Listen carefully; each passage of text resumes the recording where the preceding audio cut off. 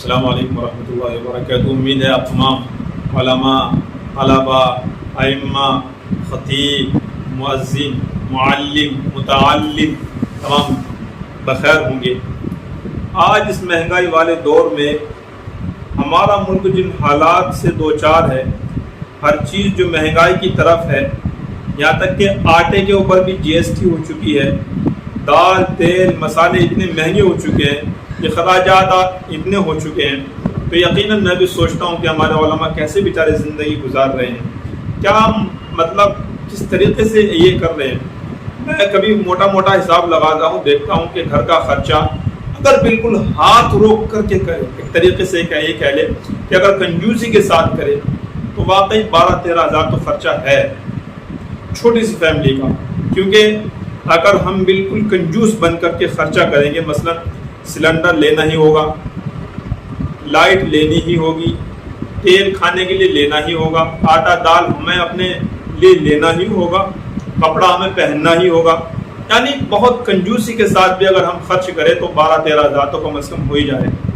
اور اگر اپنے تھوڑا موٹا اور بہتر کر لے، جیسا کہ پھل کھانے ہو یا ایسے ہی کہیں گھومنے کے لیے جانا ہو آس پاس میں، یا کوئی اچھی چیز بنانی ہو، تو ظاہر ہے اگر وہ بھی ہم چھوٹے موٹے شوق پورا کریں تو خرچہ اوپر نکل جائے گا۔ لیکن میرے بھائی، آپ ماشاءاللہ آپ علماء ہیں، آپ سب سمجھدار ہیں اور بہت حوصلے کے ساتھ آپ آگے بڑھتے ہیں۔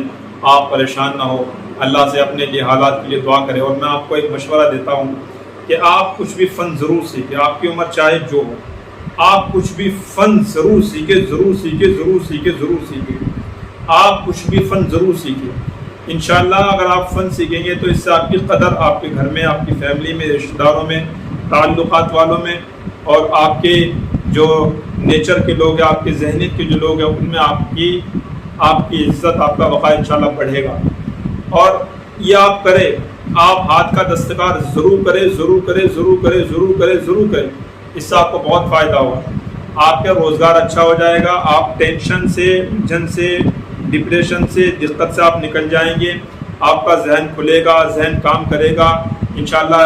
جتنی سچی، اچھی، پاک اور صاف نیت ہوگی، اتنی برکت ہوگی، اتنا اضافہ ہوگا، اتنی ترقی ہوگی، کاروبار چلے گا بھی۔ اور میں آپ کو ایک مشورہ دیتا ہوں، آپ کے پاس جو بھی ہے نا، جو بھی آپ کے پاس پونجی ہے، 10,000، 20، 50، 1 لاکھ جو بھی ہے، آپ اسے ضرور انویسٹ کریں۔ آپ کچھ بھی کاروبار چھوڑ دیں، مثلا آپ کے پاس 10,000 روپے ہے، 10,000 کا آپ کپڑا لائے، مل کر کے لوگوں کو اسے بیچے، آپ مسجد میں ہیں، مدرسے میں اپنے پاس رکھ لے، اسے بیچے، عطر لے آئے، ٹوپیاں لے آئے، مسواک لے آئے۔